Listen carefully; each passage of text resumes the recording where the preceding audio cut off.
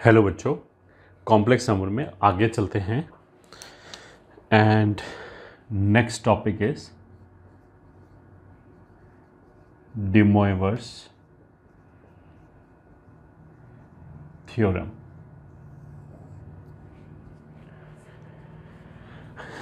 पहले इसका एक छोटा सा बैकग्राउंड पढ़ लेते हैं। अगर मान लिया मैंने तुमसे ये बोला कि 8 का क्यूब रूट क्या होगा, तो तुम्हारा आंसर कितना आएगा? 2। ठीक है। ऐसे ही मान लिया हमने बोला कि 16 का स्क्वायर रूट क्या आएगा, यू विल से 4। अब अगर मान लिया मैंने ये बोला कि 8 के क्यूब रूट का मतलब क्या है, ठीक है, तो हम इसको ऐसे बोलेंगे कि 8 का क्यूब रूट अगर x के बराबर है तो उसका मतलब ये है कि x cube should be equals to 8। उसका मतलब क्या है कि x क्यूब का वैल्यू 8 के बराबर होना चाहिए। अगर मान लिया मेरे को, जैसे 8 का क्यूब रूट यहाँ तो मैंने 2 बता दिया, अगर मान लिया मेरे को नहीं पता है कि क्या आएगा आंसर, उसका मतलब क्या है कि अगर x अननोन है तो इस पॉलिनोमियल इक्वेशन से I will try to find x। अब ये जो पॉलिनोमियल इक्वेशन है ये क्यूबिक इक्वेशन आ गया, तो अगर हम यहाँ से x निकालने की कोशिश करेंगे तो यहाँ से तो x की 3 वैल्यूज़ आएंगी, तो उसका मतलब क्या है कि there should be 3 such numbers which will satisfy this. तो यहाँ पे बेसिकली जब हमने बोला कि 8 का क्यूब रूट क्या है तो आंसर में क्या बोला? 2। तो बेसिकली हमने केवल एक ही आंसर बताया जो रियल आंसर है। In total there are 3 answers, ये ठीक है। बाकी जो 2 नंबर होंगे वो इमेजिनरी होगा, ठीक है। तो अब हम वो सारे आंसर निकालेंगे। एक तो ये हो गया। दूसरा, अगर मान लिया मैंने बोला होता कि 8 स्क्वायर कितना आएगा, तो आंसर कितना आएगा? 64। 8 स्क्वायर मतलब 8 इंटू 8। अगर हम बोले कि 8 स्क्वायर के कितने आंसर आ जाएंगे, तो उसका एक ही आंसर आएगा एग्जैक्टली, और वो आंसर यही आएगा 64, बस और कोई आंसर नहीं आएगा। 8 की पावर 1/3 बोला जाए तो आंसर कितने आएंगे? 3। 1/3 there will be 3 cube roots. अब हमारे दिमाग में क्वेश्चन आ सकता है कि अगर ऐसी बात है तो 8 रेज टू पावर अगर 3/4 लिखा है तो इसके कितने आंसर आएंगे? तो अगर ये x के बराबर है तो दिस मस्ट इम्प्लाई कि 8 cube x raise to power 4 है, और ये जो है वो 4 डिग्री का पॉलिनोमियल इक्वेशन बना, तो इसके कितने रूट्स आएंगे? 4। ठीक है। तो अगर 8 रेज टू पावर 3/4 लिखा है तो उसके बेसिकली 4 रूट्स आएंगे, ये ठीक है। 3/4 में 3 की वजह से तो एक ही आंसर आएगा, बट अपॉन जो 4 लिखा है उसकी वजह से देयर विल बी 4 आंसर्स।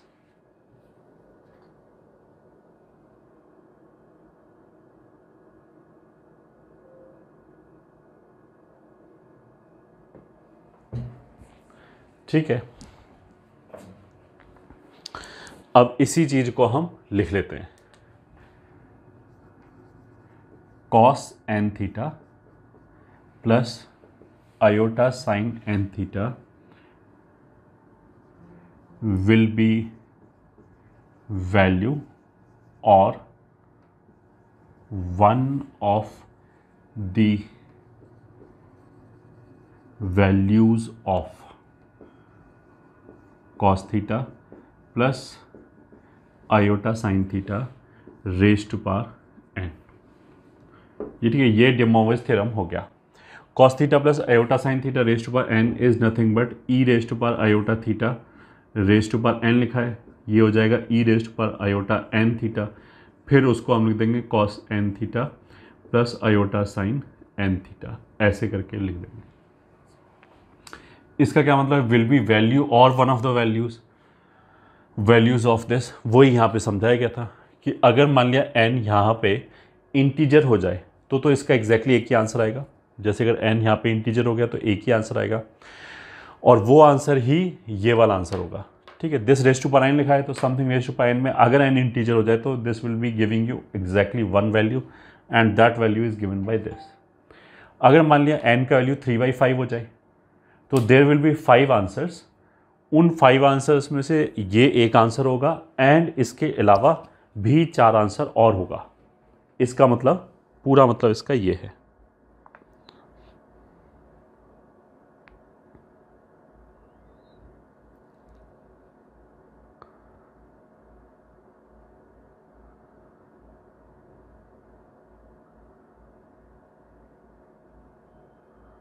ठीक है।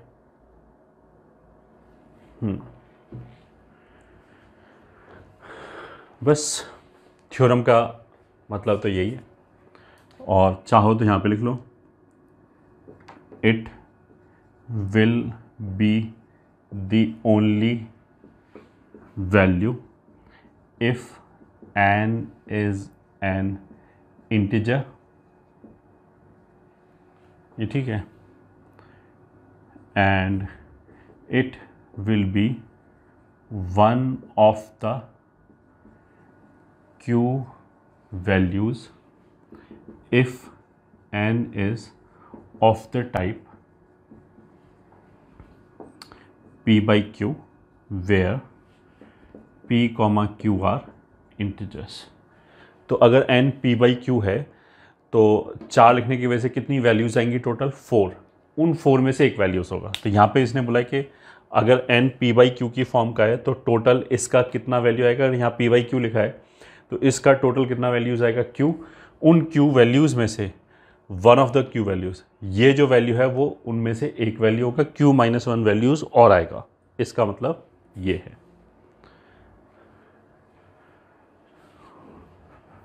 अब लेट्स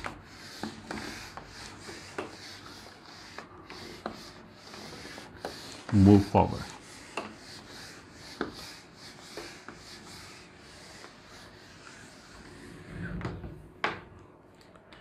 ठीक है, अब इसका एप्लीकेशन क्या है? Application of DMT, de Moivre's theorem. ठीक है, ये जो अभी लिखा था उसके एप्लीकेशन, उसमें फर्स्ट पॉइंट है solving equation of the type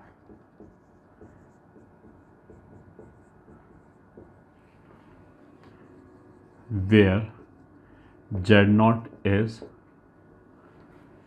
a given complex number and small n belongs to natural number -1। मतलब एक पॉलिनोमियल इक्वेशन है जो z raise to power n is equal to Z0 के बराबर है। ठीक है, तो n कोई भी नेचुरल नंबर है तो इसको सॉल्व करने के काम आएगा। ठीक है, अब दिस इज़ नथिंग बट, हम ऐसे बोल सकते हैं कि अगर मान लिया n का वैल्यू 5 है मान लिया, तो हम इस नंबर के 5th रूट्स निकाल रहे हैं। ये ठीक है, that is we are solving the polynomial equation. इसको ऐसे ही बोलते हैं कि एक पॉलिनोमियल इक्वेशन है z raise to power n, मतलब z वेरिएबल है, z को x लिख लो, तो ये nth डिग्री का पॉलिनोमियल इक्वेशन है जिसके n रूट्स आएंगे। बट ये कोई जनरल पॉलिनोमियल नहीं है, इसमें एक स्पेशलिटी क्या है कि एक हाईएस्ट टर्म है और एक कांस्टेंट टर्म है, बीच में कुछ भी नहीं है। z raise to power n-1, z raise to power n-2, z raise to power n-3 and so on up till z, इनमें से कोई भी टर्म नहीं है, केवल ये टर्म है। ये ठीक है, और we can say we are finding nth roots of complex number Z0। तो जो ये Z0 एक फिक्स्ड कॉम्प्लेक्स नंबर है, इसके nth रूट्स निकाल रहे हैं। ठीक है, this is what we are doing, ऐसे बोल सकते हैं। ठीक है, अब ये तो सही है, इसको हमने सॉल्व करेंगे, ये इसका एप्लीकेशन हो गया। बट सॉल्व कैसे करेंगे, वो प्रोसीजर क्या है, तो अब वो हम प्रोसीजर लिखेंगे।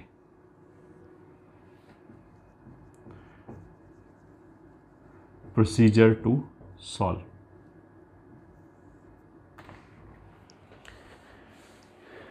Step 1, express Z0 in exponential form. ये ठीक है, एक्सपोनेंशियल फॉर्म में लिखा, तो जो z raise to power n बराबर Z0 है, इस Z0 को मान लिया हमने एक्सपोनेंशियल फॉर्म में लिखा तो वो ऐसे आ गया e raise to power iota theta, मान लिया ऐसे आ गया। Step 2, add 2k pi in argument. तो z rest to power n जो z0 था उसको हमने लिखा r into e rest power iota theta. और जैसा हमने पहले बोला था कि आर्ग्यूमेंट में अगर हमने 2 पाई का कोई भी मल्टीपल ऐड कर दिया तो उससे कोई फ़र्क नहीं पड़ता। ठीक है, तो यहाँ हमने क्या किया,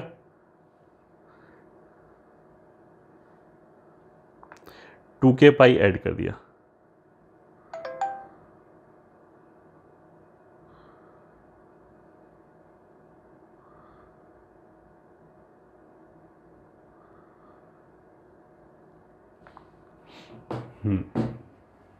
अब स्टेप 3, शिफ्ट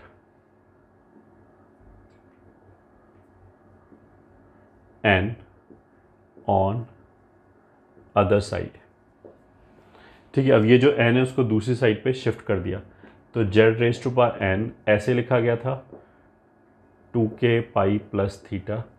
अब जब हमने n को उधर शिफ्ट कर दिया तो ऐसे आ जाएगा r raise to power 1 upon n e raise to power iota 2k pi by n plus pi by n, ये हो जाएगा। ठीक है, step 4, now substitute any n consecutive values of k to get required k roots। अब उसने क्या बोला कि इसमें k की कोई भी n कॉन्जिक्यूटिव वैल्यूज रखो। तो एक वैल्यू रखने पे यहाँ से एक complex number, this is nothing but a complex number, जिसमें से ये मैग्नीट्यूड वाला पार्ट हो गया और ये आर्ग्यूमेंट वाला पार्ट हो गया। तो इसमें कोई भी एक वैल्यू रखो, एक कॉम्प्लेक्स नंबर आ जाएगा। k की दूसरी वैल्यू रखोगे, दूसरा कॉम्प्लेक्स नंबर आ जाएगा। तो इसने क्या बोला कि k का कोई भी n कॉन्जिक्यूटिव वैल्यूज रख लो, उससे जो n नंबर्स आएंगे वही आंसर होगा। To get required n roots. ठीक है, तो z is equals to r raise to power 1 upon n e raise to power iota 2k pi by n plus, ये पाई बाई n नहीं आएगा, sorry ये थीटा प्लस 2k पाई था, तो 2k पाई यहाँ था और ये थीटा आएगा, थीटा बाई n। तो यहाँ पे भी ये कितना आ जाएगा, थीटा बाई n। अब इसमें हमने मान लिया 0 से रखना चालू कर दिया कॉन्जिक्यूटिव। ठीक है, और फिर उससे ये आ जाएगा। अगर मान लिया हमने 0 रखा, k का वैल्यू 0, तो ये ख़त्म हो गया, e rest power iota theta by n, ये आ गया। फिर हमने k का वैल्यू 1 रखा, तो ये हो गया e rest power iota 2 pi by n plus theta by n, r raised power 1 by n e rest power iota 4 pi by n plus theta by n and so on. Last में आ जाएगा e rest power iota 2 n minus 1 pi by n plus theta by n। ये जो n values आया, यही हमारा required n roots हो जाएगा। ठीक है, क्यों हो जाएगा उसको अभी हम प्रूव करेंगे।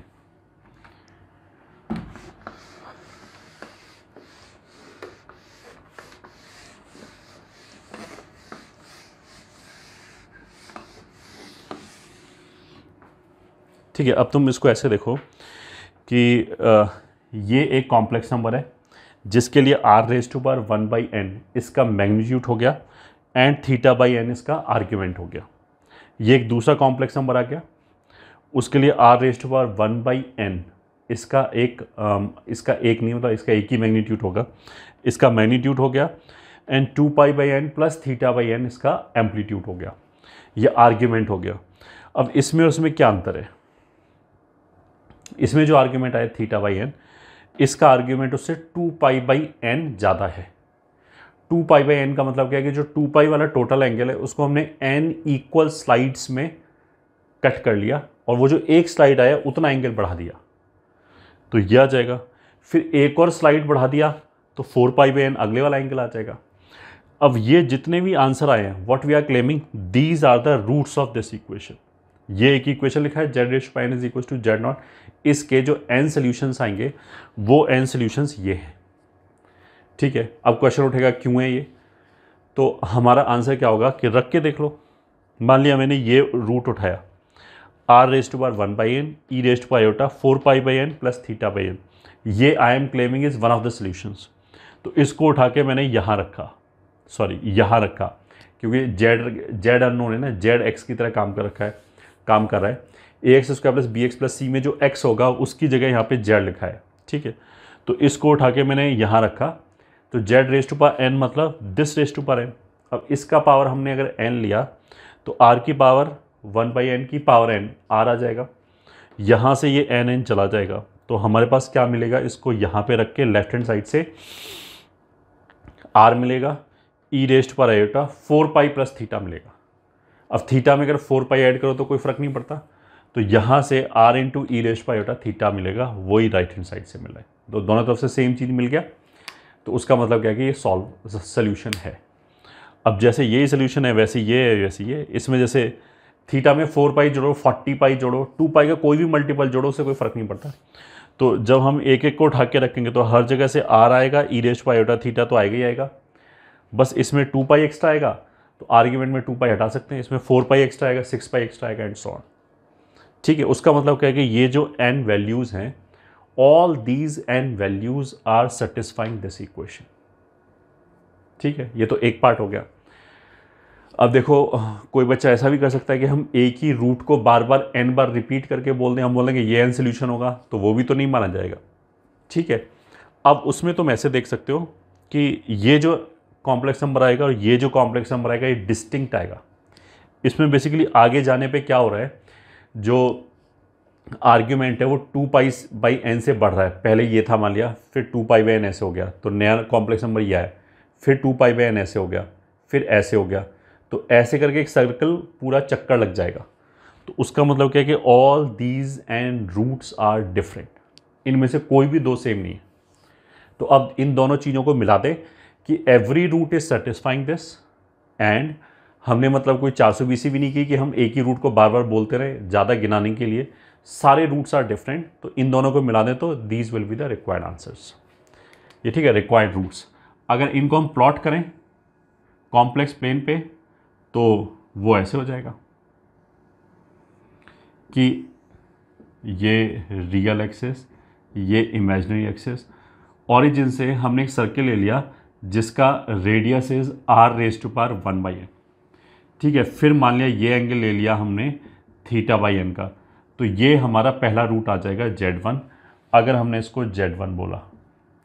ठीक है, ये मान लिया हमारा दूसरा रूट z2 आ जाएगा, तो z2 के लिए भी एम्पलीट्यूड तो मैग्नीट्यूड तो इतना ही रहेगा, वो भी इसी सर्किल पे आएगा, बस उसका आर्ग्यूमेंट क्या होगा, θ/n में 2π/n ज़्यादा, तो θ/n तो ये एंगल हो गया, अब इसमें 2π/n और ऐड कर दिया, तो ये मान लिया हमारा z2 आ गया, जिसके लिए ये एंगल 2π/n है, और टोटल इसका जो आर्ग्यूमेंट आएगा रियल एक्सिस से नापते हैं, वो आ जाएगा θ/n प्लस, इसको यहाँ लिख लिया r1/n, तो ये θ/n प्लस 2π/n। फिर जो अगला आएगा z3, वो इसके और आगे 2π/n आ जाएगा। तो ऐसे ही करते करते करते करते लास्ट में zn यहाँ पे आ जाएगा।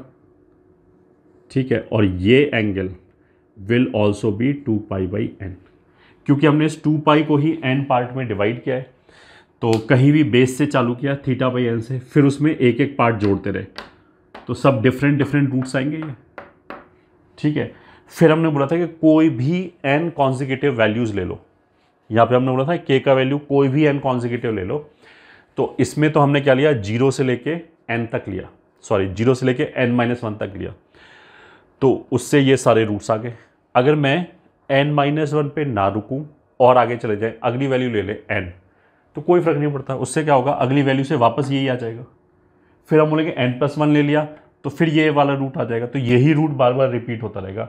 तो मान लिया हमने k का वैल्यू, ये जो k का वैल्यू है ये 0 से चालू नहीं किया, हमने बोला 45 से चालू किया, तो हमने पहला वैल्यू k बराबर 45 ही रखा, तो ऐसा हो सकता है k बराबर 45 के लिए ये रूट आ जाए, यहाँ पे कोई रूट आ रहा है, मान ये रूट आ जाए, फिर क्या होगा, इन्हीं में से कोई एक रूट आ जाएगा, पक्की बात है। 46 के लिए उससे अगला रूट आ जाएगा, 47 से अगला अगला, ऐसे करते करते अगर हम लगातार n वैल्यूज़ रखेंगे तो इससे चालू होकर सारे रूट कवर हो जाएंगे। तो इसीलिए हमने कॉन्फिडेंस से क्या बोला, कहीं से भी चालू कर लो, बस कॉन्जिक्यूटिव होने चाहिए। ऐसा नहीं हो सकता कि कोई भी n वैल्यू रख दो, मतलब हम ऐसा नहीं कर सकते पहले हमने k का वैल्यू 1 रखा यहाँ पे, फिर हम बोलेंगे अगला वैल्यू हमने 10 रख दिया, वो गड़बड़ हो जाएगा, क्योंकि उसमें हो सकता है कि 1 ये हो, 10 ये हो, फिर हमने 20 रख दिया, 20 ये हो, फिर हमने 40 रख दिया, फिर 40 वापस ही आ जाए, तो सारे रूट कवर नहीं होंगे। इसीलिए वर्ड कॉन्जिक्यूटिव यूज किया गया था।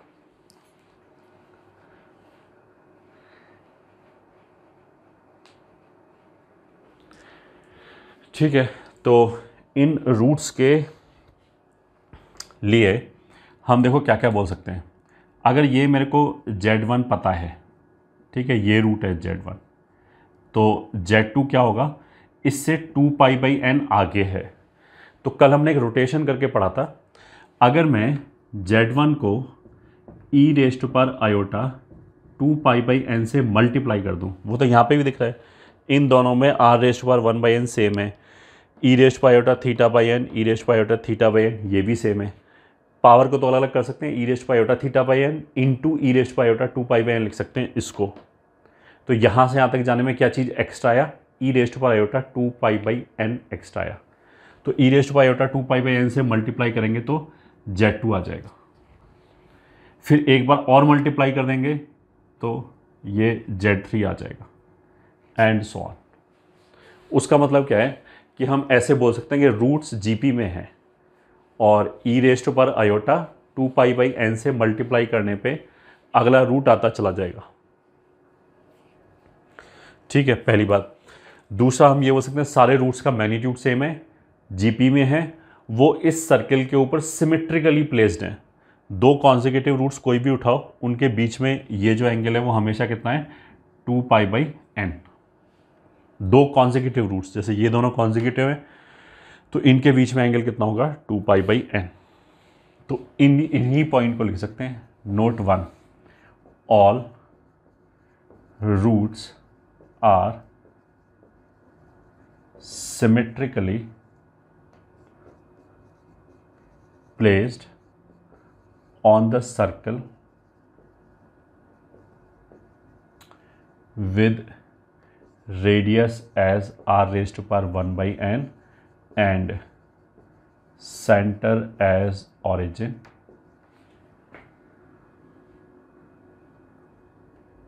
ठीक है, all the roots are symmetrically placed on this circle, जिसका रेडियस ये है एंड ये है।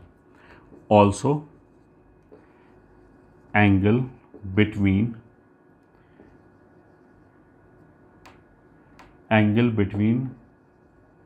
Radius vectors of any to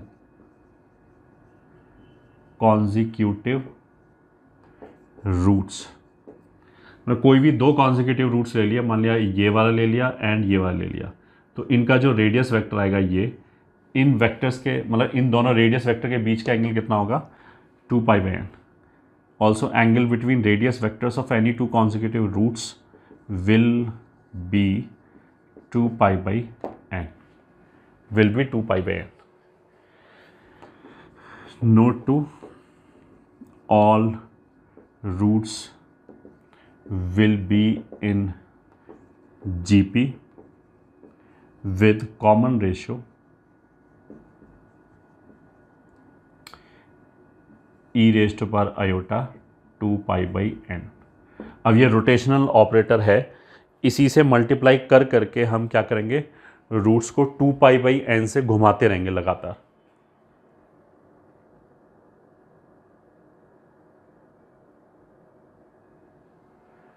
ठीक है,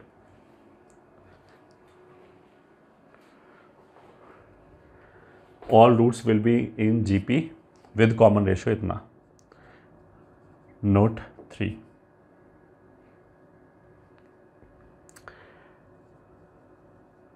सम ऑफ रूट्स बराबर मतलब Z1 plus Z2 plus and so on up till Zn।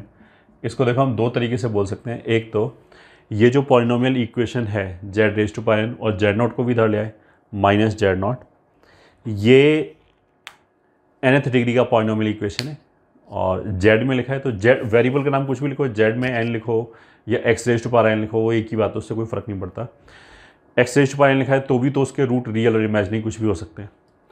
ठीक है, तो इसमें सम ऑफ रूट्स कैसे निकालते हैं, क्वाड्रेटिक में जो पढ़ाया गया था थ्योरी ऑफ इक्वेशन में, कि अगले वाला coefficient divided by highest coefficient का नेगेटिव। तो अगर ये z raise to power n है तो अगले वाला कोफिशिएंट मतलब z raise to power n minus 1। अब z raise to power n minus 1 इस इक्वेशन में है ही नहीं, वो तो जीरो है। उसका मतलब क्या है कि सम ऑफ रूट्स कितना हो जाएगा, 0। एक्सप्लेनेशन क्या है, as coefficient of z raise to power n minus 1 is 0। तो थ्योरी ऑफ इक्वेशन से।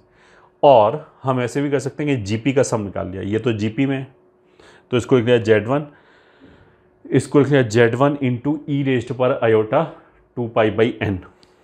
ठीक है, तो जीपी के सम से भी कर सकते हैं फर्स्ट टर्म और 1 minus e raise to power iota 2 pi by n, ये r है raise to power n upon 1 minus r मतलब कॉमन रेशियो। ठीक है, ऑल्टरनेटिवली ऐसे भी कर सकते हैं। अब n कैंसिल हो जाएगा, e raise to power iota 2 pi, e raise to power iota 2 pi कितना होगा 1, तो ये 1 माइनस 1 जीरो हो जाएगा। 1 माइनस 1 अपॉन 1 माइनस, मान लिया ये r है तो दिस विल बी 0, ऐसे भी बोल सकते हैं। ठीक है, ये जो अभी हमने टॉपिक पढ़ाया है इसमें हमने क्या बोला कि एक जनरल कॉम्प्लेक्स नंबर ले लिया हमने Z0 और उसके nth रूट्स निकालें। ठीक है, इसी का एक स्पेशल केस आगे पढ़ाएंगे जस्ट अभी इसके तुरंत बाद, दैट इज़ कि हमने 1 ले लिया, Z0 को 1 ले लिया, ये ठीक है, इसको 1 ले लिया और फिर हमने उसके nth रूट्स निकाले, तो वो इसी का स्पेशल केस हो गया। तो जितनी भी बातें इसके लिए ट्रू हैं वो of course Z raise to power n बराबर 1 के लिए भी ट्रू होगा, उस पर भी वो होल्ड करेगा, वो इसका स्पेशल केस हो गया। फिर वो जो nth रूट्स ऑफ यूनिटी आया, यूनिटी मतलब 1 के जो n रूट्स आए उसके आगे फिर हम क्या पढ़ाएंगे, उसका भी एक स्पेशल केस जब n का वैल्यू 3 आ जाए। तो ये तो हो गया जनरल किसी भी कॉम्प्लेक्स नंबर Z0 के nth रूट्स। इसका स्पेशल केस आएगा कि वो नंबर Z0 हमने 1 ले लिया तो 1 के nth रूट्स। ठीक है, फिर उसका भी स्पेशल केस क्या आएगा जब हम n का वैल्यू 3 लेंगे। ठीक है, उसका मतलब क्या है कि क्यूब रूट्स ऑफ n। ठीक है, और ये इंपॉर्टेंट भी इसी उसमें, ये लीस्ट इंपॉर्टेंट है। इसका जो अगला आएगा nth रूट्स ऑफ यूनिटी वो इससे ज़्यादा इंपॉर्टेंट है। फिर इसके बाद जो और अगला आएगा क्यूब रूट्स ऑफ यूनिटी वो उससे भी ज़्यादा इंपॉर्टेंट, मतलब सबसे ज़्यादा important cube roots of unity, उसके बाद में nth रूट्स ऑफ यूनिटी, उसके बाद में ये ठीक है। इससे तो शायद ही क्वेश्चन पूछा है but logic will remain the same. ये जितना भी चीज़ बोला गया है वो आगे भी क्यूब रूट ऑफ यूनिटी में भी फॉलो होगा और nth रूट ऑफ यूनिटी में भी फॉलो होगा, प्लस उनमें उनके अपनी प्रॉपर्टी और एक्स्ट्रा आएगी।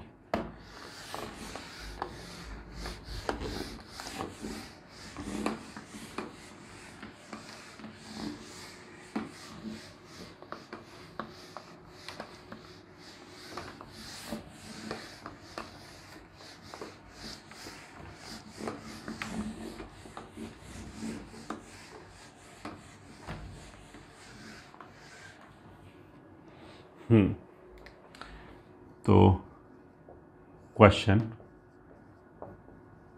Solve z raise to power 5 बराबर iota. Answer z raise to power 5 बराबर आयोटा बराबर e raise to power iota pi by 2। पहले फर्स्ट स्टेप क्या था कि इसको एक्सपोनेंशियल फॉर्म में लिखा, उसके बाद क्या था कि आर्ग्यूमेंट में 2 के पाई जोड़ दिया, तो इसके आगे ई रेज टू पावर आयोटा 2 के पाई प्लस पाई बाई 2 ऐसे लिखा। फिर हमने क्या बोला 5 को उधर शिफ्ट कर दिया, तो z is equals to e raise to power iota 2 के pi by 5 plus pi by 10, ये आ गया। ठीक है, फिर हमने कोई भी 5 कॉन्जिक्यूटिव वैल्यूज़ रख दिया k का। तो k का वैल्यू हमने मान लिया 0 1 2 3 4, ये 5 कॉन्जिक्यूटिव वैल्यूज़ हो गई, इनको रख दिया। तो required roots will be z is equal to k बराबर 0 रखने पे e रेस्ट पर आयोटा पाई बाई 10, ये फर्स्ट रूट आएगा। फिर e रेस्ट पर आयोटा 1 रखने पे ये हो जाएगा 2 पाई बाई 5, ठीक है, और ये हो जाएगा पाई बाई 10। तो 2 पाई बाई 5 चलो लिख ही लेते हैं, 2 pi by 5 plus pi by 10।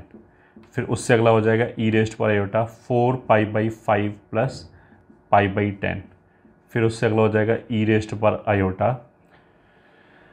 6 pi by 5 plus pi by 10। And last में ई रेस्ट पर iota 8 pi by 5 comma 5 plus 5 by 10। ठीक है, अब देखो अगर हमसे ऐसे बोला जाए ना कि चलो पहले तो ऐसे लिख लेते हैं, ई रेस्ट पर आयोटा ये आ गया पाई by 10 comma 2 pi by 5 plus pi by 10, तो इसको 2 से ऊपर मल्टीप्लाई किया तो ये भी 10 हो गया, तो 4 प्लस 1 5 पाई बाई 10 मतलब ई रेस्ट पर आयोटा पाई बाई 2 हो गया ये रूट। ई रेस्ट पर आयोटा pi by 2 is nothing but iota, उसका मतलब क्या है कि इसको आयोटा सेटिस्फाई करेगा। तो आयोटा रख के देख लो, आयोटा रेस्ट पर 5 सही बात है, आयोटा होता है तो सेटिस्फाई कर रहा है, इसलिए ये आ गया। ठीक है, ऐसे ही इसमें इसको डबल किया तो ये कितना आ जाएगा 8 प्लस 1 9 पाई बाई 10, तो ई रेस्ट पर आयोटा 9 पाई बाई 10 ऐसे लिख सकते हैं।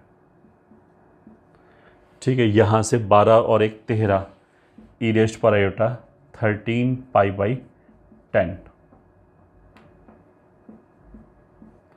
and this will be e raised पर आयोटा 17 पाई बाई 10 ऐसे बोल सकते हैं।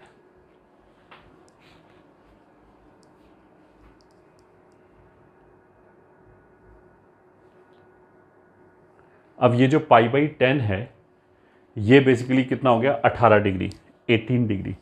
तो अगर हमसे पूछा है ना कि रूट्स बताओ, एग्जैक्ट रूट्स बताओ, तो वो भी हम बता सकते हैं। This is cos pi by 10, cos 18 plus iota sign 18, और साइन 18 का वैल्यू होता है √5 माइनस 1/4। वहीं से कॉस 18 की वैल्यू निकाल सकते हैं, तो यह आ जाएगा दिस इज एनीवेज आयोटा, ये ई रेस्ट पर आयोटा 9 पाई बाई 10, तो यहाँ से भी आंसर निकल आएगा 9 पाई बाई 10 मतलब पाई माइनस पाई बाई 10। तो साइन इसमें साइन तो 18 की वैल्यू आ जाएगी, कॉस में माइनस कॉस 18 की वैल्यू आ जाएगी, एंड सो ऑन। ऐसे करके मतलब इनका एलजेब्राइक वैल्यू भी दिया जा सकता है।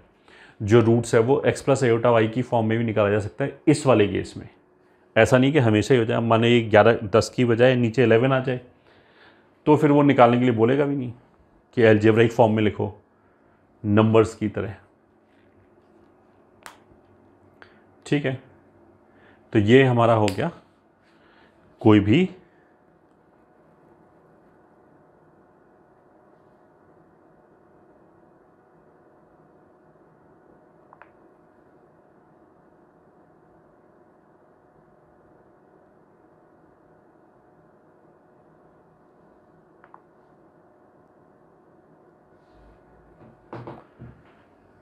मतलब nth रूट्स ऑफ किसी भी कॉम्प्लेक्स नंबर का।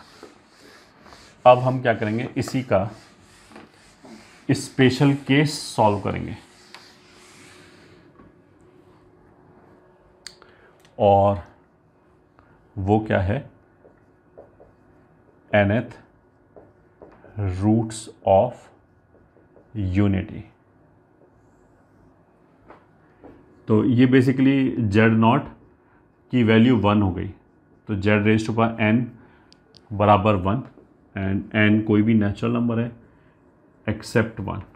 ठीक है, एक्सेप्ट 1 इसलिए बोला है कि अगर 1 ही लिखा है फिर तो कोई जो भी ये नंबर लिखा है वही आंसर हो गया, तो वो तो ट्रिवियल सी बात हो गई। अब इसको सॉल्व करने के लिए हमने क्या बोला था, पहले इसको एक्सपोनेंशियल फॉर्म में लिखा तो वो ऐसे लिख सकते थे, फिर उसमें ई रेस्ट पर आयोटा 2 के पाई जोड़ा तो वो ऐसे जोड़ दिया, फिर n को उधर ट्रांसफ़र कर दिया, तो n को उधर ट्रांसफ़र कर दिया तो 2k पाई बाई n, और k की कोई भी n कॉन्जिक्यूटिव वैल्यूज़ रखा तो हमने 0 से रख दिया, 0 1 2 3 and so on up till n-1। तो कितना हो जाएगा, 0 रखने पे 1 आ जाएगा, तो ऑफकोर्स 1 तो इसको हमेशा ही सेटिस्फाई करेगा, 1n बराबर 1, तो 1 तो एक रूट हमेशा ही आएगा। उसके बाद अगला रूट आ गया e, अगर k का वैल्यू 1 रखा तो 2 पाई बाई n, फिर e 4 pi by n, e 6 pi by n and so on, last में e जब n-1 रखेंगे तो 2n-1 पाई बाई n, ये रूट्स आएंगे। 1 मिनट के लिए हमने इसको अल्फ़ा बोल दिया, ठीक है, तो ये हो जाएगा अल्फ़ा स्क्वायर, इसको स्क्वायर करने पे 2 × 2 4 आ जाएगा, ये हो जाएगा अल्फ़ा क्यूब, ये हो जाएगा अल्फ़ा की पावर n-1। तो हम ऐसे बोल सकते हैं कि roots are 1 alpha, alpha square, alpha cube, alpha n-1। जो भी हमने जनरल Z0 के केस में बोला था वो सारी चीज़ें यहाँ पे भी एप्लीकेबल हैं कि एक सर्किल पे लाई करेंगे और सिमेट्रिकली लाई करेंगे, सम 0 होगा, वो सारी बातें यहाँ पे भी एप्लीकेबल हैं। बस उस सर्किल का रेडियस वहाँ पे r⁴1/n था, यहाँ पे r का वैल्यू 1 है, तो यूनिट रेडियस वाला सर्किल आ जाएगा, ठीक है। तो इसमें पहला रूट तो ये हो गया 1, उसका अगला रूट ये हो गया अल्फ़ा, फिर उससे अगला रूट ये हो गया alpha square, this angle is 2 pi by n। वो उसमें जो पहला रूट था वो बेसिकली थीटा अपॉन n से चालू हो रहा था, यहाँ पे थीटा की वैल्यू 0 है, तो यहाँ पे ऑलरेडी जो एंगल था वो 0 था, तो ये यहीं से चालू होगा रियल एक्सिस से, ठीक है। फिर ऐसे ही यहाँ पे अल्फ़ा क्यूब आ जाएगा। अब ये जो रूट्स हैं ये सिमेट्रिकली प्लेस्ड हैं, तो अगर अल्फ़ा यहाँ पे आए तो लास्ट रूट इधर आएगा, क्योंकि अगर एक 2 पाई बाई n इधर गया है तो एक 2 पाई बाई n इधर आएगा, this will be last root α⁴n-। ऐसे ही ये वाला जो रूट है वो सेकेंड लास्ट रूट हो जाएगा n-2, ये ऑरिजिन है, ठीक है। एंड ऐसे ही this will be third last root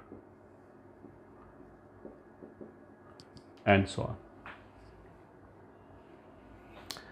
तो हम क्या क्या बोल सकते हैं, नोट 1, अल्फ़ा हमने किसको बोला, e 2 पाई बाई n को, इसको बोला अल्फ़ा। तो ठीक है, अल्फ़ा r का मॉड 1 है, सारे रूट्स यूनिमॉडुलर हैं, पहली बात। नोट 2, अल्फ़ा n, अगर हमने अल्फ़ा उठाया तो ये अल्फ़ा है, ये तो इसका सोल्यूशन है, इसको सेटिस्फाई करेगा, तो z की जगह अगर मैंने अल्फ़ा रख दिया तो ये सेटिस्फाई होना चाहिए, तो अल्फ़ा n कितना हो गया 1, क्योंकि ये सेटिस्फाई हो रहा है। डायरेक्टली भी बोल सकते हैं, अगर इसका पावर हमने n लिया तो वो n और ये n कैंसिल हो जाएगा, e 2 पाई आएगा, e 2 pi is nothing but 1, ठीक है। तो इसलिए alpha n will be 1। In fact इसमें से कोई भी रूट उठा लो कि अल्फ़ा स्क्वायर या अल्फ़ा क्यूब या अल्फ़ा 4, किसी की भी पावर n लिया तो 1 ही आएगा, ठीक है। नोट 3, बिकॉज जितने भी रूट्स हैं ये सारे यूनिमॉडुलर हैं, क्योंकि इनका मॉडुलस 1 के बराबर है। ये जो सर्किल है इसका इक्वेशन कितना है, mod z is equal to 1, इस सर्किल पे लाई कर रहे हैं, सारे यूनिमॉडुलर हैं, तो कोई भी रूट उठाओ वो और उसका बार एक दूसरे का रेसिप्रोकल होगा। तो अगर मान लिया हमने α⁴r इनमें से कोई भी एक रूट उठा लिया तो इसका बार और ये रूट खुद रेसिप्रोकल होगा एक दूसरे का, ठीक है। जहाँ पे r का वैल्यू 1 2 3 अप टिल n-1 तक कुछ भी हो सकता है, ठीक है। नोट 4, अब देखो α⁴n-1 ये जो है वो इस अल्फ़ा के नीचे आ रहा है, तो यहाँ से बोल सकते हैं एक दूसरे का बार होना चाहिए। एक दूसरे का बार क्यों होना चाहिए, वो ऐसे ही बोल सकते हैं, इसको हम लिख सकते हैं α⁴n/α, n माइनस वन को अलग कर दिया, n अलग कर दिया, 1 अलग कर दिया, तो -1 की वजह से तो नीचे आ गया alpha raised by n minus. अब अल्फा रेस्ट बाय n यहाँ से कितना हो गया 1 अपॉन अल्फा। अब 1 अपॉन अल्फा, अभी हमने बोला था यूनी मॉडुलर है, तो 1 अपॉन अल्फा अल्फा बार के बराबर होगा, तो दिस इज अल्फा का बार। तो alpha raised by n minus 1 इसका बार है। ठीक है, दिख रहा है, वो हमें डायग्राम से भी दिख रहा है, होना भी चाहिए। ऐसे ही alpha raised by n minus 2 will be alpha is equals to alpha square का बार एंड सो ऑन।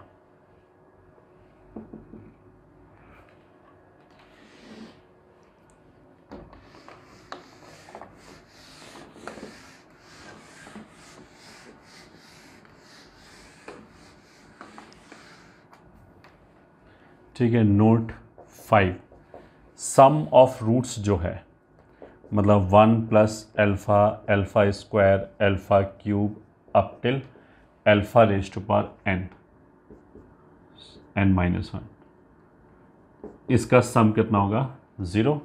क्यों? Same logic, z rest to power n बराबर 1 के रूट्स हैं और ये एक पॉलिनोमियल इक्वेशन है, तो भले ही जीपी को सम कर लो जैसे हमने पहले किया था, और भले ही हम थ्योरी ऑफ इक्वेशन से बोल सकते हैं कि अल्फा जेड रेस्ट पर n माइनस 1 का कोफिशिएंट 0 है, इसलिए सम 0 है। अच्छा, वैसे ये तो सही है। नोट 6, मान लिया ऐसे लिखा है 1 plus alpha square alpha rest पर n माइनस 1 0। अल्फा किसको लिखा था हमने लिखा था ई रेस्ट पर आयोटा 2 पाई बाई n को लिखा था। ई रेस्ट पर आयोटा थीटा कितना होता है कॉस थीटा, तो थीटा की जगह 2 पाई बाई n लिखा है, तो ई रेस्ट पर आयोटा थीटा कितना होता है cos theta plus iota sine theta, तो ये हो गया cos 2 pi by n plus iota sign 2 pi by n। ठीक है, ऐसे ही अल्फा स्क्वायर जो है वो हो जाएगा ई रेस्ट पर आयोटा 2 पाई बाई n का स्क्वायर मतलब 4 पाई बाई n। इसको जब हमने ओपन किया तो कॉस के अंदर आ जाएगा 4 pi by n plus iota sign 4 pi by n, ऐसे करके। तो ये 0 होने का मतलब क्या है कि real part of left hand side 0 है, विच इम्प्लाइज 1 का रियल पार्ट क्या होगा, दोनों तरफ से मतलब ये कॉम्प्लेक्स नंबर है इस 0 के बराबर है, तो दोनों तरफ दोनों के रियल पार्ट इक्वल होंगे as well as imaginary part equal होंगे। तो दोनों के अगर हमने रियल पार्ट को इक्वल किया एक इक्वेशन आ जाएगा, इमेजिनरी पार्ट को इक्वल किया तो दूसरा इक्वेशन आ जाएगा। तो हम वही बना रहे हैं पहला इक्वेशन ना, दोनों के रियल पार्ट को। अब इसका रियल पार्ट तो 0 है, इमेजिनरी पार्ट भी 0 है, तो लेफ्ट हैंड साइड का भी रियल पार्ट का सम मतलब रियल पार्ट 0 आएगा और इमेजिनरी पार्ट भी 0 आएगा। तो 1 का रियल पार्ट कितना आएगा 1 प्लस अल्फा का रियल पार्ट कितना आएगा ये आएगा, ये इमेजिनरी पार्ट है, तो cos 2 pi by n। Alpha square का रियल पार्ट कितना हो जाएगा केवल ये, तो कॉस कॉस के टर्म्स आ जाएंगे, कहने का मतलब ये है 4 पाई बाई n प्लस आगे हो जाएगा cos 6 pi by n plus ऐसे चलता जाएगा। लास्ट में ये जो है इसके लिए एंगल आएगा twice of n minus 1 pi by n, this will B 0। एक तो ये रिजल्ट आ गया। अब ये रिजल्ट कोई नया रिजल्ट और कोई ऐसी अनोखी बात नहीं आई है जो हम यहीं से प्रूव कर सकते हैं, इसको लिखने की जरूरत नहीं है। मतलब अगर मेरे को ये पूछा है ना कि इसका सम बताओ, तो वो हमें ऐसे करने की जरूरत नहीं है। ट्रिग्नोमेट्री में हमने एक फॉर्मूला पढ़ा था कि जब एंगल्स AP में हो तो वो वाला फॉर्मूला लगा के निकाल सकते हैं आंसर इस टर्म का, हमें ये सब करने की जरूरत ही नहीं है if this is the question. ठीक है, तो ये उसी को हमने दूसरे तरीके से निकाला है। दो एज आई हैव सेड कि अगर इस तरह का मान लिया ये सीरीज़ हमें एग्जाम में आ जाए तो हमें कॉम्प्लेक्स नंबर पढ़ने की जरूरत ही नहीं है, हमें तो दिखाई दे रहा है कि एंगल AP में है, तो एंगल में AP में जो फॉर्मूला होता है वो लगा दिया, ट्रिग्नोमेट्री एक लाइन में आंसर आ जाएगा। ठीक है, यहाँ तो हमने बस ऐसे ही शो किया है इमेजिनरी पार्ट ऑफ Z, ये ठीक है, वो भी 0 होना चाहिए। मतलब हमने क्या बोला imaginary part of left hand side must be equals to 0। ठीक है, अब इमेजिनरी पार्ट क्या होगा लेफ्ट हैंड साइड का, 1 का इमेजिनरी पार्ट क्या हो जाएगा 0, तो वो तो लिखने की हमें जरूरत नहीं। अल्फ़ा मतलब ये इसका इमेजिनरी पार्ट क्या हो जाएगा sin 2π/n। तो this will imply sin 2π/n plus sin 4π/n plus sin 6π/n plus and so on sin 2n-1 π/n। This will B 0। ठीक है, ये आ गया एक और रिजल्ट।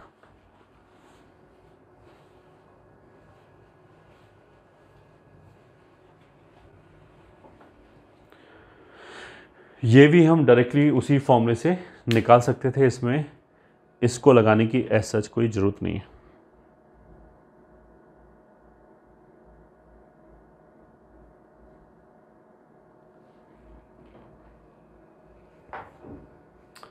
ठीक है, और नोट कितना हो गया 7। मतलब हमने क्या सॉल्व किया, z⁻n बराबर 1 इम्प्लाइज z⁻n-1 बराबर 0। इसी को सॉल्व किया, इसी को सॉल्व करके हमारे रूट्स क्या है 1 alpha alpha square and up till α⁻n-1, ये रूट्स आए। तो थ्योरी ऑफ इक्वेशन से जैसे क्वाड्रेटिक में होता है ax² + bx + c बराबर 0, मान लिया ये हमारा क्वाड्रेटिक इक्वेशन है, इसके रूट मान लिया अल्फ़ा बीटा है। तो अगर अल्फ़ा बीटा रूट है तो इसको हम ऐसे भी लिख सकते हैं a times x minus alpha into x minus beta. तो उसी तरीके से इसको भी लिख सकते हैं। तो z⁻n-1 को हम आइडेंटिटी के फॉर्म में कैसे लिख सकते हैं, हाईएस्ट कोफिशिएंट। तो यहाँ z⁻n का कोफिशिएंट कितना है 1। फिर हम लिखेंगे x माइनस पहला रूट, यहाँ पे z यूज़ कर रखा है तो z माइनस पहला रूट, z माइनस दूसरा रूट, z माइनस तीसरा root and so on up till z minus ये रूट। ये एक आइडेंटिटी आ गई। आइडेंटिटी का मतलब क्या है कि दोनों तरफ हम z की वैल्यू कुछ भी रख सकते हैं।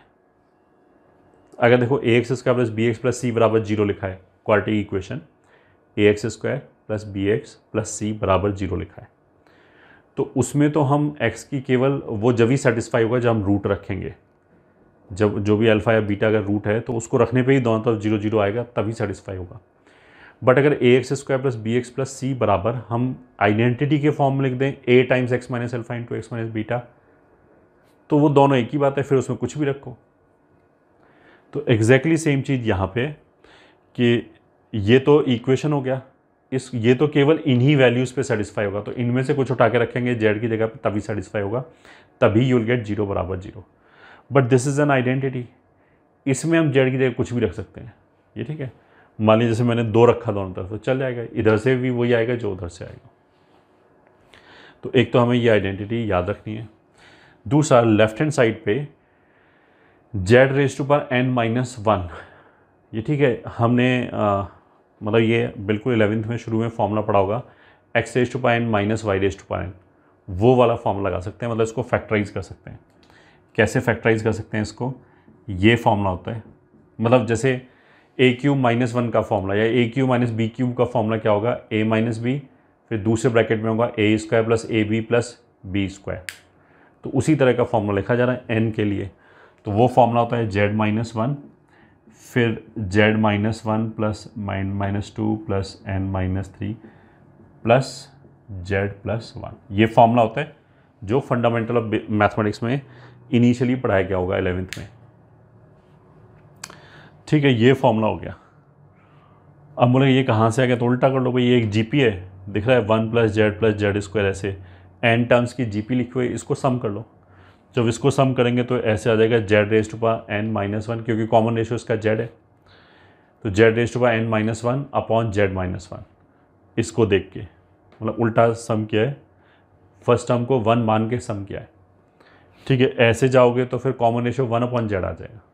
ऐसे गए तो फर्स्ट टर्म 1 हो गया, कॉमन रेशियो जेड हो गया, तो z raise by n minus one upon z minus one, वो upon z minus one cancel हो गया, ये आ गया। ऐसे भी बोल सकते हैं, ठीक है। अब ये एक्सप्रेशन इसके बराबर है एंड ये एक्सप्रेशन इसके बराबर है, तो उसका होना क्या, ये एक्सप्रेशन इसके बराबर हो गया, ये वाला एक्सप्रेशन इसके बराबर हो गया।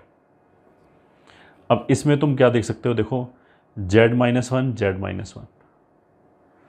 ठीक है, जेड माइनस वन को अगर हम हटा दें तो ये वाला फैक्टर यहां से आना चाहिए, तो यहीं से एक दूसरी आइडेंटिटी क्या हो गई, one plus Z square plus and so on Z raised power N minus, इसको हमने ऐसे पलट के लिख दिया, will be identically equals to, ये दोनों तरफ से जेड माइनस वन हटा दिया तो आ जाएगा Z minus alpha square, Z minus alpha cube and so on, last में जेड, ये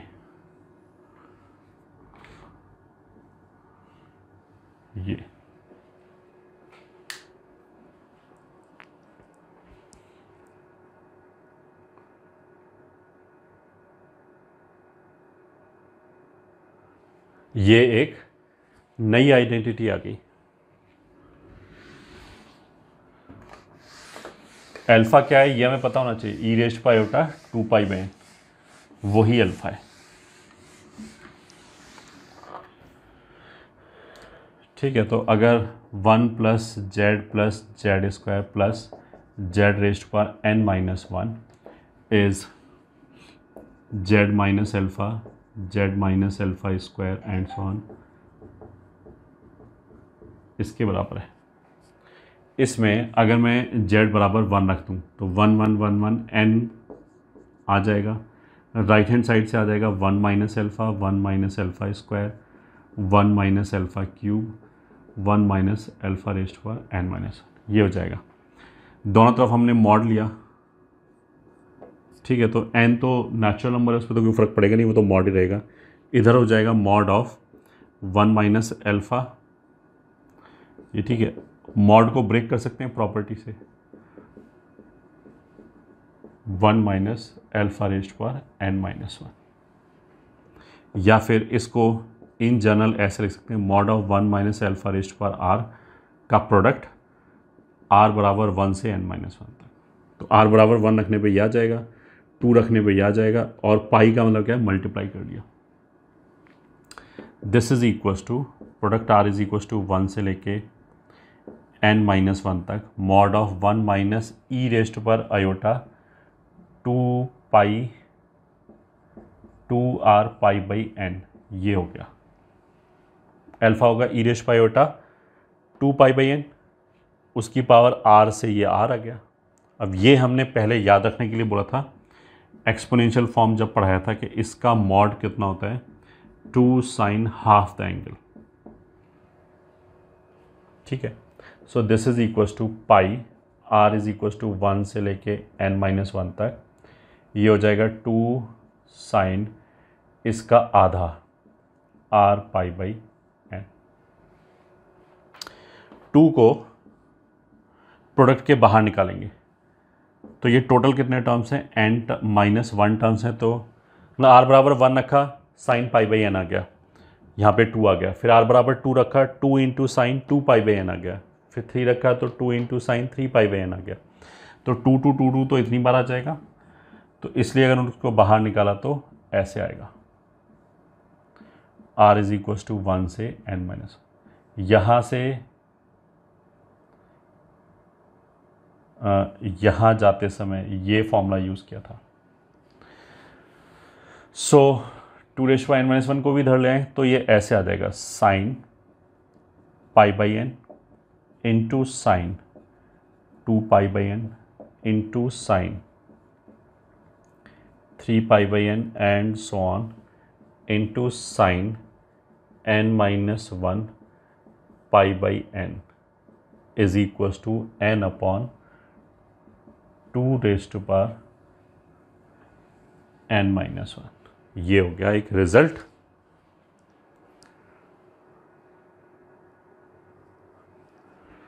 कि साइन में pi by n, 2 pi by n, 3 pi by n ऐसे करके प्रोडक्ट।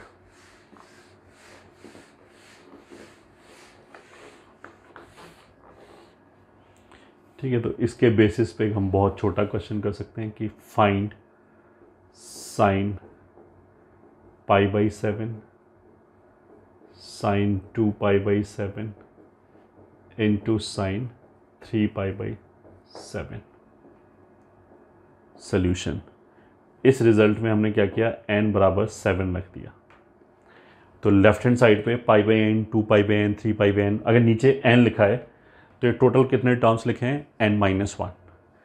तो अगर हमने n का वैल्यू 7 रखा तो याद आ जाएगा sine pi by 7 sine 2 pi by 7 sine 3 pi by 7, ऐसे करते करते साइन 6 पाई बाई 7 तक आ जाएंगे।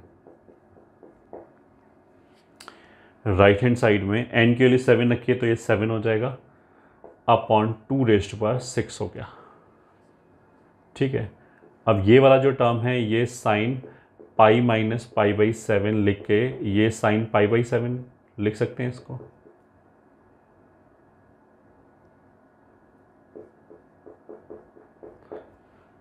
ऐसे जो इसके बराबर वाला है उसको 2 पाई बाई 7, उसके बराबर वाला है उसको 3 पाई बाई 7। तो ये वाला टर्म और पहला टर्म बराबर हो गया, टोटल 6 टर्म है। तो ये इसके बराबर, ये इसके बराबर और ये इसके बराबर।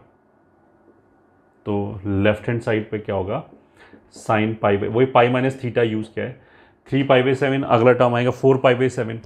तो पाई में से 4 पाई बाई 7 घटाओगे तो 3 पाई बाई 7 आ जाएगा। तो sine 2 pi by 7 into sine 3 pi by 7 का whole square will be 7 upon 2 raised to power 6। दोनों तरफ स्क्वायर रूट लिया तो आंसर आ जाएगा हमारा sine pi by 7 sine 2 pi by 7 into sine 3 pi by 7 बराबर रूट 7 अपॉन 8। स्क्वायर रूट लेने में 2 रेज़्ड टू पावर 6 का स्क्वायर रूट 2 क्यूब हो जाएगा विच इज़ 8। तो यही आंसर आ गया। यही निकालने के लिए बोलता है find this will be our required answer.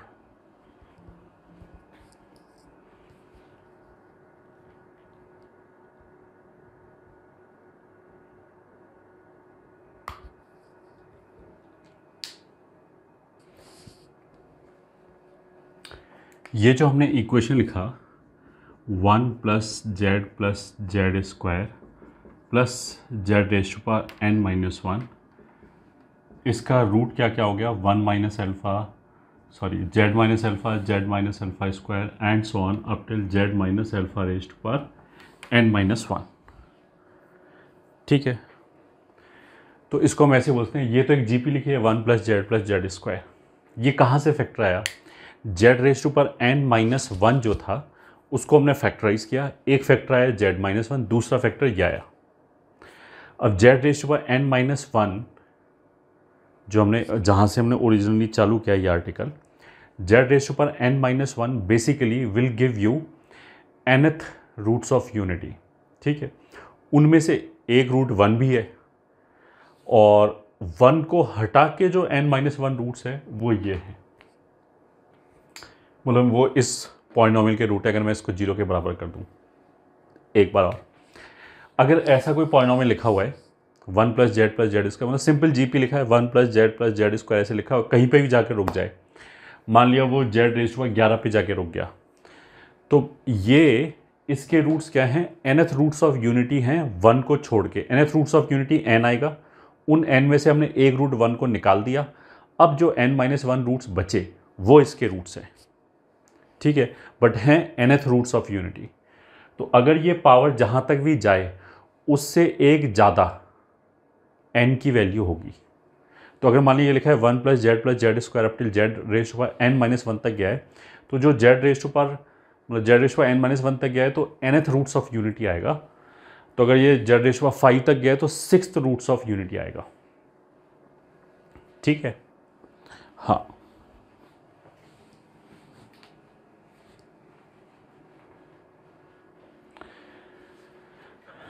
तो question find roots of followings. ठीक है, फर्स्ट माने लिखा है 1 + z + z² बराबर 0। ठीक है, आंसर ऐसे ही देख के 1 + z + z² अगर z³ तक लिखा है तो फोर्थ रूट्स ऑफ यूनिटी हो जाएंगे ये। ठीक है, इक्वेशन विल हैव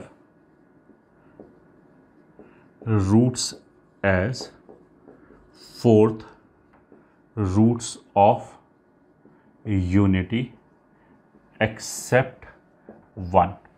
ठीक है, अब देखो अगर जो फोर्थ रूट्स ऑफ यूनिटी है अगर हम उसको प्लॉट करें तो वो यूनिट रेडियस वाले सर्किल पे सिमेट्रिकली प्लेस्ड होगा।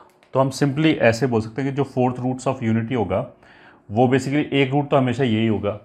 अब हमें इसमें 3 रूट और प्लॉट करने सिमेट्रिकली, तो दिस इज़ वेरी इजी कि जो बाकी के 3 रूट हैं वो ऐसे आएंगे तो तभी जाके चारों रूट क्या होगा, सिमेट्रिक। तो ये 1 हो गया, ये -1 हो गया, ये आयोटा हो गया, ये माइनस आयोटा हो गया। तो 1 को छोड़ दिया, hence required roots are ± iota and -1। ये 3 रूट्स हो गए। ठीक है, वैसे इसको करना आसान है, डायरेक्टली भी कर सकते हैं, मतलब इन सब की बाई चांस इस क्वेश्चन में कोई जरूरत नहीं है। इन दोनों में से अगर मैं z² कॉमन निकालूं तो z + 1 आ जाएगा, दिस इज इक्वल टू 0। तो ये 1 + z एंड 1 + z² बराबर 0, ये 2 फैक्टर ऐसे आ जाएंगे। तो यहाँ से तो आ जाएगा z बराबर -1, ये हो जाएगा z² बराबर -1। तो -1 का स्क्वायर रूट तो ± आयोटा ही होगा, तो यहाँ से आ जाएगा z is equal to ± iota. ये हो गया ऑल्टरनेट सोल्यूशन, ये ऐसे कर सकते थे। एक तो पार्ट ये हो गया। सेकंड पार्ट, अगर मान लिया इक्वेशन हमने लिखा 1 + z + z² + z³ + 4 5 बराबर 0, तो आंसर ये। ठीक है, तो क्या आएगा, 6th roots of unity except 1। ठीक है, अब सिमेट्रिकली 6 रूट भी बना सकते हैं। अच्छा, एक तो ये सब रूट वूट की तो बात छोड़ो, कुछ ज़रूरी नहीं कि हम ऐसे सिमेट्रिकली ही प्लॉट करें।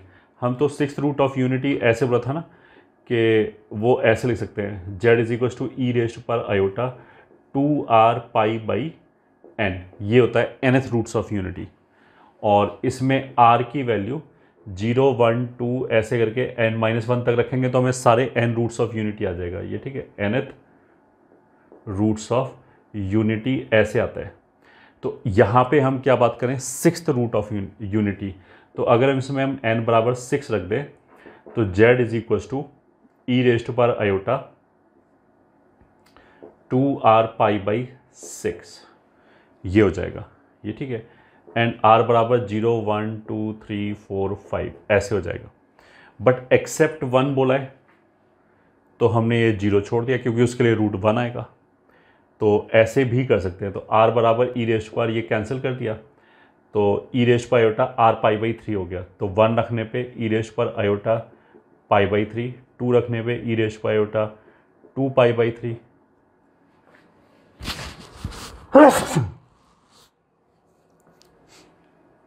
3 रखने पे 3 कैंसिल हो जाएगा तो e⁻∗ π।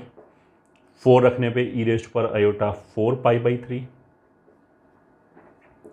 e⁻∗ 5 π/3 ये आ जाएंगे रूट्स। ठीक है,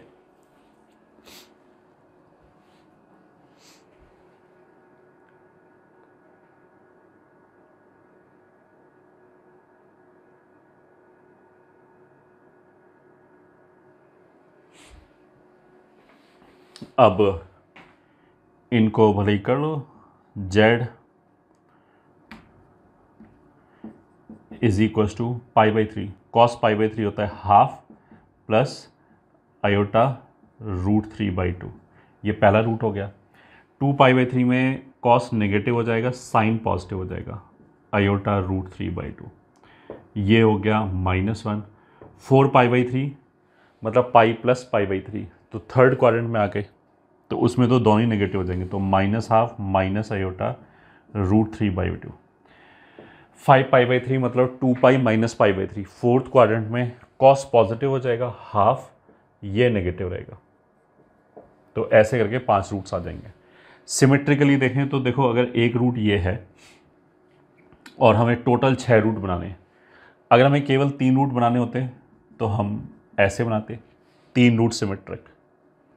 ये ठीक है, अगर 6 रूट बनाने हैं तो ऐसे आ जाएगा, 6 रूट सिमेट्रिक। तो बेसिकली ये 1 हो गया, ये e⁻⁴ 6 रूट का मतलब क्या है कि ये जो पूरा 2π है ये 6 इक्वल पार्ट में डिवाइड हो गया, तो 2π/6 विल बी π/3, तो ये π/3 हो गया। ये ठीक है, ये e⁻⁴ 2π/3 हो गया, ये -1 हो गया, ये e⁻⁴ 4π/3, e⁻⁴ 5π/3। ऐसे करके टोटल 5 रूट्स आ गए।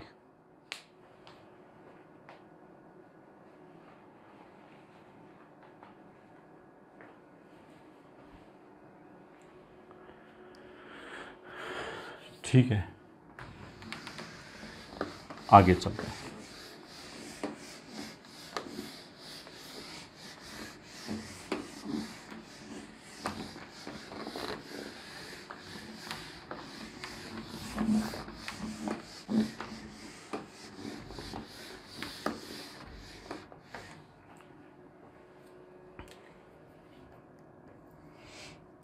Question 2.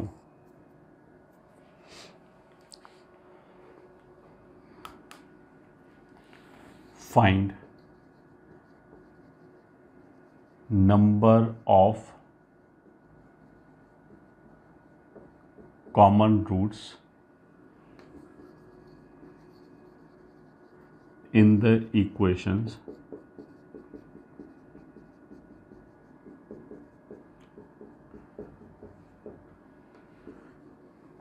and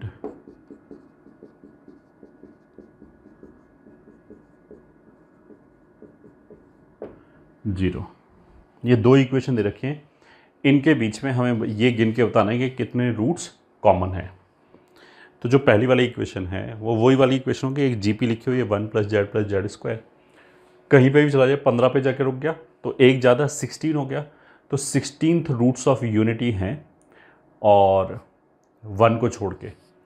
ठीक है, तो हम सोल्यूशन कैसे लिखेंगे, इसके रूट्स कैसे आएंगे, e⁻⁴ 2r π/16, 16th root of unity हो गया, एंड r बराबर 0 छोड़ दिया क्योंकि 1 नहीं आएगा, इसका रूट 1 नहीं है, तो 1 को छोड़ के जो 15 रूट आए तो उसके लिए r की वैल्यू 1 2 3 अप टिल 15 तक जा सकती है। ठीक है, ऐसे ये इक्वेशन आ गया। इसी इक्वेशन में आ जाएगा e⁻⁴ 2, r इसने यहाँ पे यूज़ कर लिया था, यहाँ k यूज़ कर लिया, 2k π/, 23 लिखा है, तो 24th root of unity. And k की वैल्यू अगर हमें सारे 24th रूट लिखने होते तो वो 0 से लेकर 23 तक जाएगी, बट हमें 1 नहीं चाहिए, सॉरी मतलब रूट 1 नहीं चाहिए, तो k बराबर 0 नहीं लेंगे, उसी के लिए रूट 1 आएगा, तो k की वैल्यू 1 2 3 कहाँ तक ले जाएंगे, 23 तक। अब कॉमन रूट का मतलब क्या है कि यहाँ से भी आ जाना चाहिए, यहाँ से भी आ जाना चाहिए, तो e⁻⁴ 2r π/16 must be equals to e⁻⁴ 2k π/24। तो दोनों तरफ से e हटा दिया, आयोटा हटा दिया, 2π हटा दिया, तो यहाँ से क्या आ जाएगा, r π/16 मस्ट बी k/24 और r is equals to 2/3k।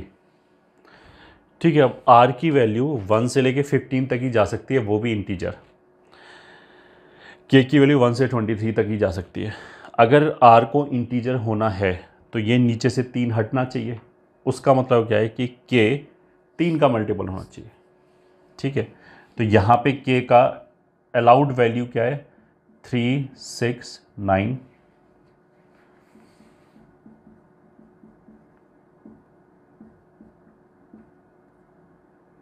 ये ठीक है, बस k का वैल्यू 23 तक जा सकता है, तो 3, 6, 9, 12, 15, 18, 21 इतनी वैल्यू हो सकती है।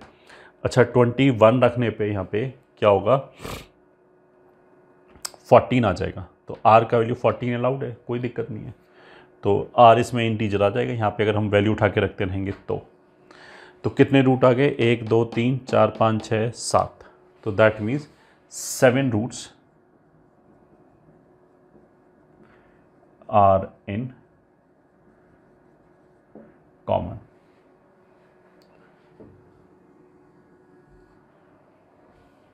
ये हो गया, ठीक है। nth रूट्स ऑफ यूनिटी में एक और इम्पॉर्टेंट रिजल्ट है, वो पढ़ लेते हैं कि z raise to power n-1 बराबर 0, इसके रूट्स क्या हो गए, 1 alpha, alpha square, alpha cube and so on, alpha raise to power n-1। ठीक है, ये तो हमने देखो इस फॉर्म में लिखा है कि जो रूट्स हैं वो बेसिकली जीपी में आएगा, तो थोड़ा सा मैनिपुलेशन इजी हो जाएगा। क्वेश्चन में मतलब ट्रिक करने के लिए ऐसा भी हो सकता है कि वो बोले कि Z1, Z2, Z3 ऐसे करके Zn रूट्स है, then I should be able to understand कि इनमें से एक रूट 1 होगा, बाकी अल्फ़ा होगा, एक अल्फ़ा स्क्वायर होगा, तो इसको ऐसे भी लिख सकते हैं। ठीक है, ताकि बच्चे को और थोड़ा सोचना पड़ेगा क्या लिखा हुआ है। ठीक है, अब मान लिया हमने इन रूट्स पे कोई भी पावर रेज किया p, तो Z2 raise to power p plus Z3 raise to power, सब रूट्स पे कोई पावर p रेज करके जोड़ दिया, तो दिस इज नथिंग बट हमने ऐसे लिखा है 1 raise to power p, alpha raise to power p, alpha raise to power 2p, alpha raise to power 3p, क्योंकि Z3 को हम बेसिकली मतलब Z3 ये हो गया, Z4 ये हो गया, plus and so on, alpha raise to power n-1p, दोनों ही की बात है। तो इसकी वैल्यू कितनी आएगी, वैल्यू तो देखो तुम खुद निकाल सकते हो, निकालना अपने आप, मैं तो आंसर बता रहा हूँ कि ये जो लिखा है वो ये लिखा हुआ है। Now this you can identify, this is nothing but GP with common ratio alpha raise to power p, तो ये common ratio alpha raise to power p का एक जीपी हो गया। ठीक है, तो इस जीपी का समेशन निकाल सकते हो अपने आप।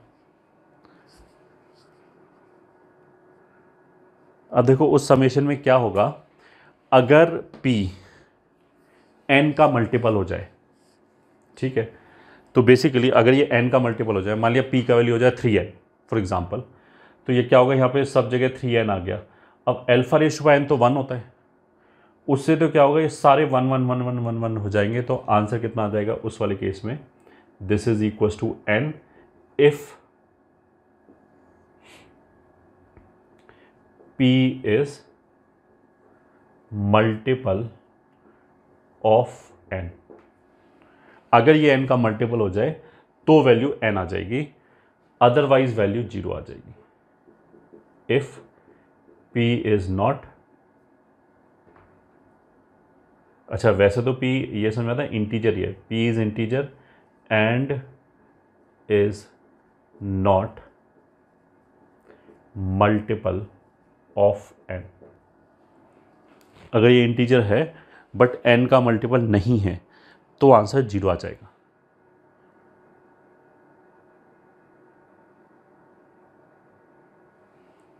ठीक, क्यों आ जाएगा इस वाले केस में, तो जैसा मैंने बताया कि अगर पी एन का मल्टीपल हुआ तो every term itself will become 1, because alpha raise to power n 1 होता है, वो वाली चीज़ यूज़ करके।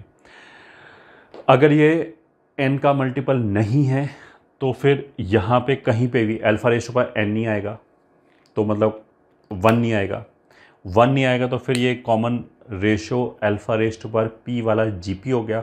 उस जीपी को जब सम करोगे तो उसमें ऐसे आता है ना, first term r raise to power n-1 upon r-1, अगर r कॉमन रेशियो है तो जो ऊपर आएगा ना r raise to power n, उसमें basically alpha raise to power p raise to power n आ जाएगा।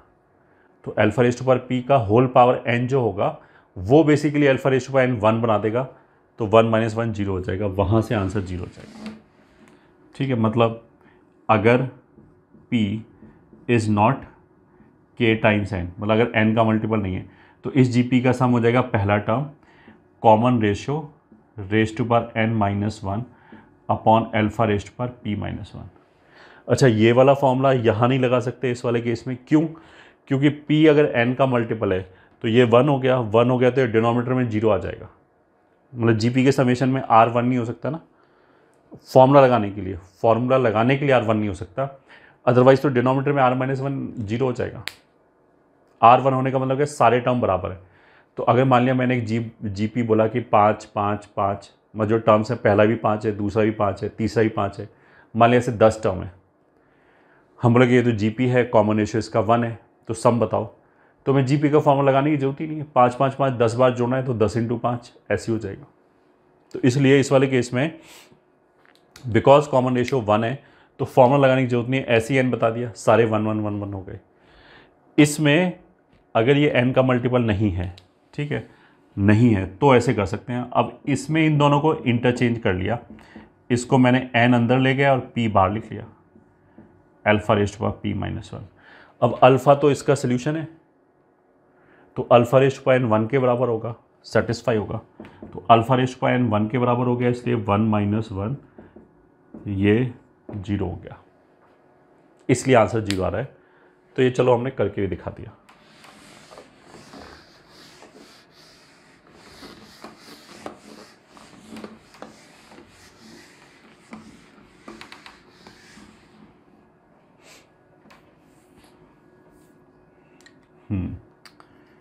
तो question, let Z1 Z2 Z3 up till Z9 are the roots of 1 plus Z plus Z square plus Z cube up till Z raised to power 8 Z raised to power 9 बराबर 0, then find the value of first part sigma Z R R is equals to 1 से लेके 9 तक, मतलब यही हो गए, and raise to power 37। Second sigma R is equals to 1 से n तक Z R raise to power 40।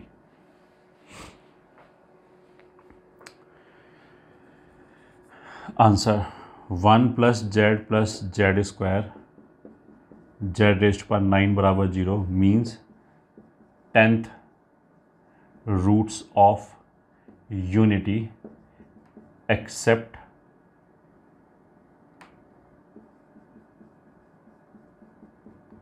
One. ठीक है, तो ये जो Z1 Z2 Z3 Z9 तक हो गए, ये 10th रूट्स ऑफ यूनिटी और इसमें 1 इज मिसिंग। ठीक है, तो अगर इन पे हमने कोई भी पावर रेज किया, कोई भी एक्सपोनेंट रेज किया और फिर इनको जोड़ा, तो अगर वो एक्सपोनेंट जो है वो n का मल्टीपल है, यहाँ पे n का वैल्यू कितना है 10, तो अगर हमने इन रूट्स पे कोई भी पावर रेज किया तो मतलब ऐसे हो गया, हैंस 1 रेज टू पावर मान लिया p, Z1 raise to power p plus Z2 raise to power p plus and so on Z9 raise to power p will be, या तो आंसर कितना आएगा 10 या फिर आंसर कितना आएगा 0। ठीक है, 10 कब आएगा? If p is multiple of 10, और 0 कब आएगा? If p is not multiple of 10। ठीक है, तो फर्स्ट पार्ट के लिए p बराबर 37 इज नॉट मल्टीपल ऑफ 10 के, मतलब 10 का मल्टीपल नहीं है। So this implies 1 plus sigma Z r की power 37 are is equal to 1 से 9 तक 0 है। बट मेरे को तो केवल इतने का सम चाहिए, तो अगर सम 0 है तो 1 को उधर लेंगे, तो आंसर कितना हो गया, दिस इम्प्लाइज रिक्वायर्ड सम बराबर sigma Z R raise to power 37 are is equal to 1 से लेके 9 तक कितना हो जाएगा ये, -1। तो आंसर कितना हो गया, -1। सेकेंड केस में P बराबर कितना है 40 विच इज़ 4 × 10। तो इस वाले केस में सिग्मा R बराबर 1 से लेके 9 तक Z R raise to power 40 will be 10, n के बराबर होगा। बट हमें तो केवल इतना ही चाहिए, तो आंसर कितना हो जाएगा 9। तो रिक्वायर्ड सम बराबर सिग्मा R बराबर 1 से 9 तक Z R raise to power 40, तो आंसर कितना हो जाएगा 9। ये आंसर हो गया, एक -1 हो गया और एक 9 हो गया।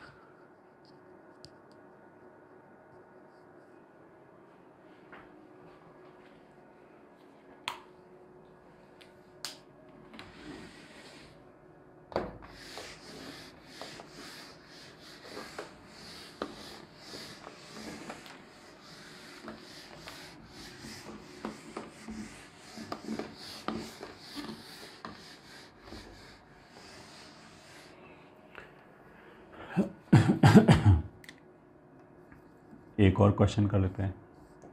Question, let Z1, Z2, Z3 and so on Z50 are the roots of 1 plus Z plus Z square plus Z raised to power 50 is equals to 0।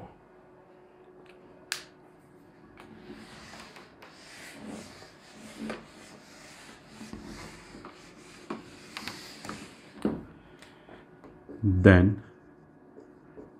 find sigma 1 upon ZR -1 R is equals to 1 से 50। ये question है।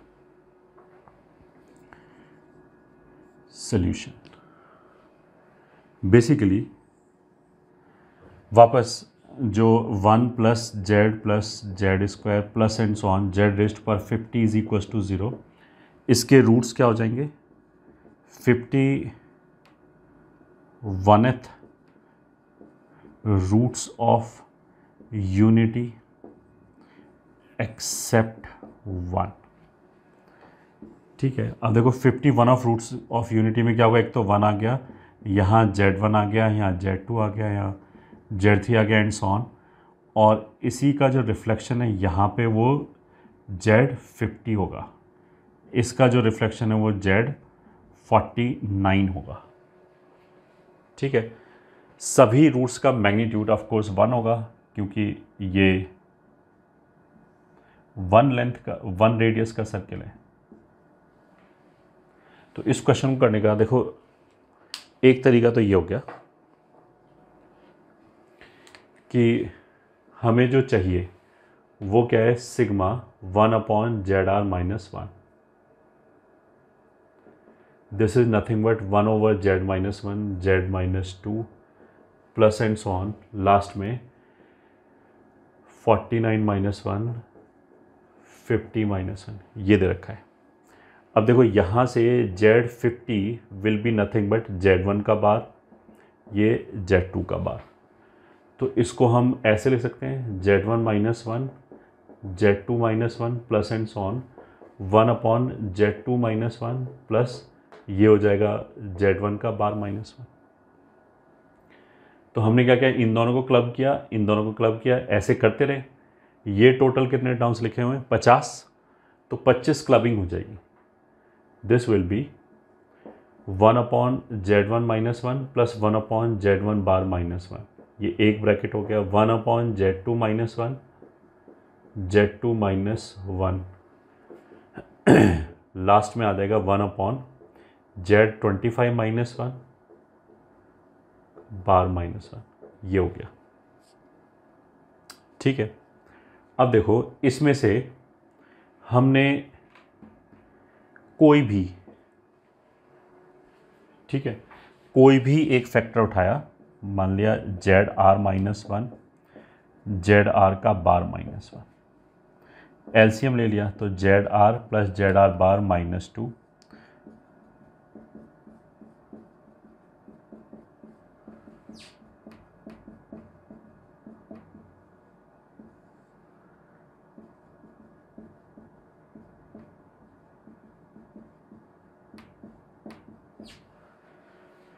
ठीक है, ये हो गया। अब देखो ये सारे रूट्स जो हैं वो यूनी मॉडुलर हैं। यूनी मॉडुलर हैं तो Z1 बार 1 होगा, Z2 बार 1 होगा, एंड सो ऑन। तो ये किसके बराबर हो जाएगा? 1 के बराबर। तो ये 1 और ये 1 मिलके 2 हो गया। So this is equals to ZR plus ZR का बार माइनस 2 अपॉन 2 माइनस -1। ये दोनों तो एग्जैक्टली सेम चीज़ लिखी है तो कैंसिल होके -1 आ जाएगा। आर क्या है? कुछ भी हो, तो इनमें से कोई भी आर की वैल्यू 1 ले लो तो ये ब्रैकेट आ जाएगा तो भी वैल्यू -1, 2 ले लिया तो ये ब्रैकेट आ जाएगा तो भी value -1। So this will be equals to -1 plus -1 plus and so on plus -1। कितनी बार? 25 बार, तो -25। ये इसका आंसर हो जाएगा।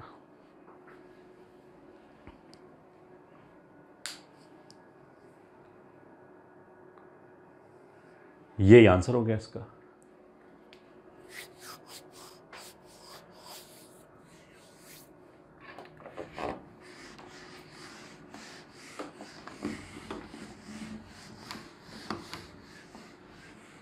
ठीक है, इसको करने का और एक दूसरा तरीका हम ऐसे भी कर सकते हैं, ऑल्टरनेट।